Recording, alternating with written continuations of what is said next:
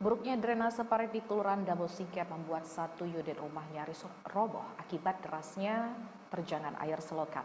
Buruknya drainase akibat penyempitan lahan oleh pengembang membuat RW 9 Kelurahan Dabo rawan banjir. Tembok tinggi pembatas permukiman RW 9 Kelurahan Dabo dengan salah satu lapangan futsal milik swasta membuat tidak ada sisa lahan kosong untuk parit dan drainase terpaksa dibuat di bawah rumah warga.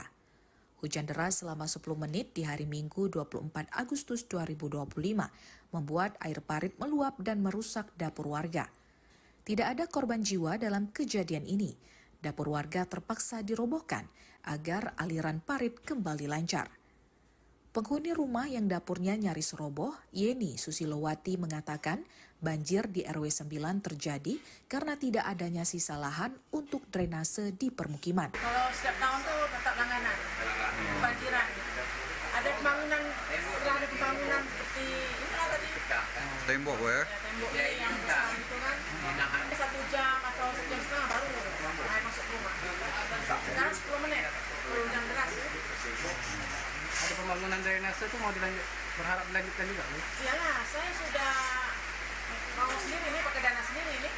Ya kan, panggil upah kan, karena tak tahan kan. Karena anggaran ini nanti berlanjut sekitar tahun depan atau gimana kan. Jadi kita tadi itu lah, pakai dana sendiri. Kapolsek Singkep AKP Zainur mengatakan dari hasil pantauan di lapangan, air parit di bawah dapur warga meluap dan cukup deras sehingga dinding dan lantai dapur jebol. Sampai saat ini ya, air masih deras gini dan parit besar, ternyata bukan rumah yang roboh, itu dapurnya. Karena dapurnya itu di atas parit besar, kemudian karena air meluap, maka lantai dapurnya itu terangkat. Karena terangkat itu papannya, sehingga merusak pada dinding dapurnya.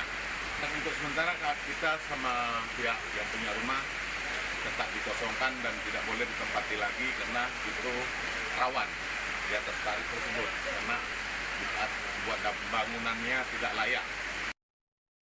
Warga RW 9 Kelurahan Dabo Kecamatan Singkep berharap pembangunan drainase dilanjutkan hingga selesai dan dapur rumah warga yang terdampak pun digunakan untuk pembangunan parit atau selokan di permukiman mereka. Dari Lingga, Paino, Tim Liputan TVRI Kepri melaporkan.